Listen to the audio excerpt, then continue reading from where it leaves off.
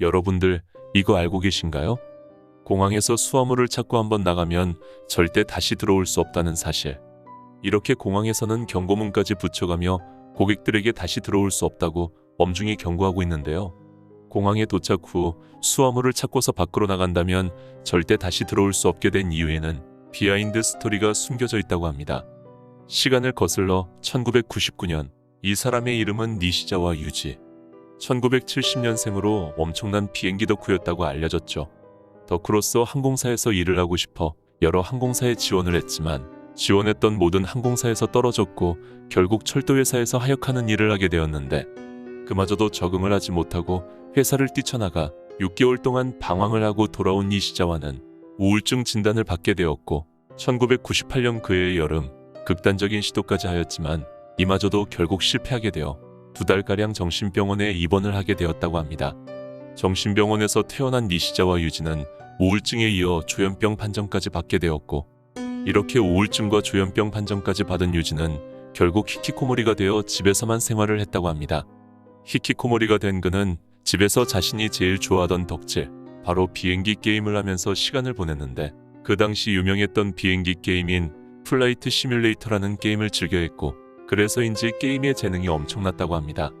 그는 게임 속에서 1000회 이상 무사고 비행을 했으며 도쿄 레인보우 브릿지 아래를 비행기로 통과하는 것을 즐겨했다고 합니다.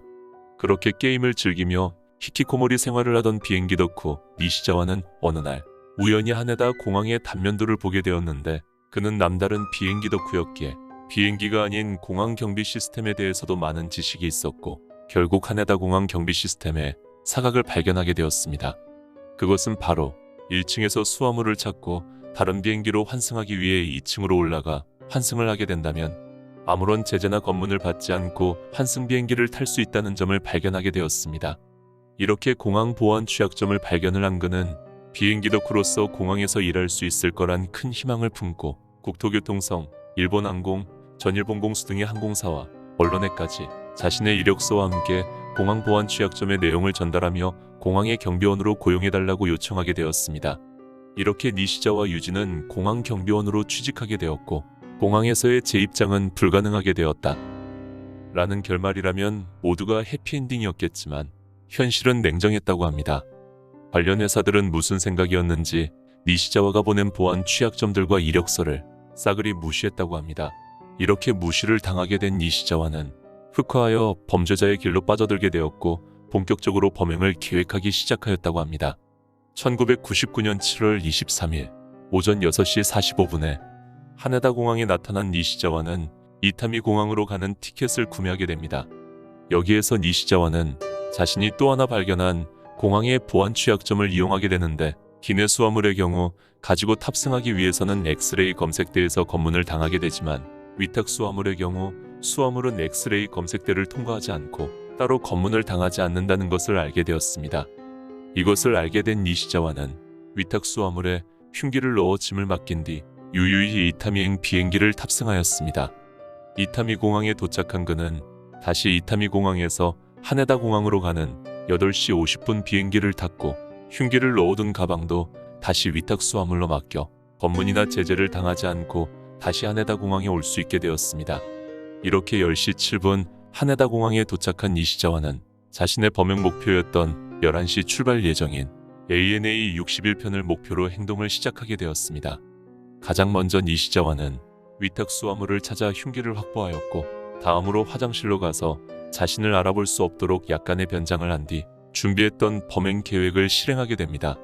자신이 맨 처음 알아낸 하네다 공항의 보안 취약점을 이용해 1층에 내린 니시자와는 역주행을 해서 2층으로 제재 없이 올라갈 수 있었고 환승하는 고객은 엑스레이 검문을 받지 않았기 때문에 엑스레이 검문 또한 유유히 피해 흉기를 지닌 채 자신의 목표물이었던 ANA 61편에 탑승하게 됩니다.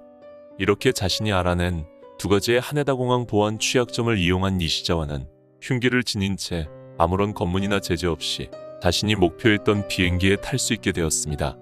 범행의 목표물이었던 ANA 61편 비행기에 탑승한 니시자와는 다음 계획을 실행하게 되는데요. 비행기 이륙 직후 소지하고 있던 흉기를 꺼내 승무원을 위협하며 잠겨있던 비행기 기장실을 열라고 위협하기 시작하였습니다. 그러나 다행히 밖에서 위협당하고 있다는 사실을 알게 된 기장은 니시자와가 조종실로 침입하기 전 비행기가 납치될 거라는 사실을 관제소에게 알리는 기지를 발휘하였습니다.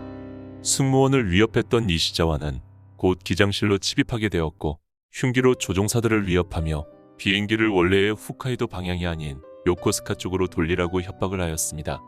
목숨의 위협을 느낀 조종사들은 어쩔 수 없이 비행기를 요코스카 방향으로 틀게 되었고 이러한 사실을 몰랐던 승객들도 원래의 후쿠오카 방향이었다면 보이지 않았을 후지산이 보이는 것을 보고는 뭔가 문제가 생겼음을 인지하기 시작하였고 곧 사태의 심각성을 깨닫게 되었습니다.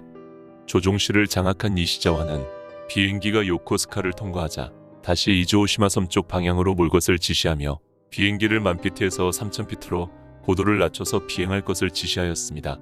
위협을 당하고 있던 조종사들은 그의 요구를 들어줄 수밖에 없었고 3000피트까지 고도를 점점 낮추며 비행하기 시작하였습니다.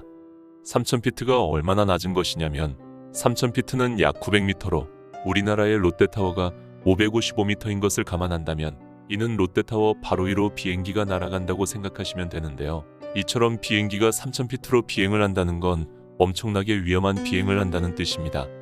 당시 실제 시민분들도 육안으로 비행기를 봤다는 목격담이 있을 정도로 정말 낮은 고도의 아찔한 비행을 하였는데 이 착륙이 아닌 이상 비행기는 육안으로 확인할 수 있을 정도의 낮은 비행을 하지 않는다고 합니다.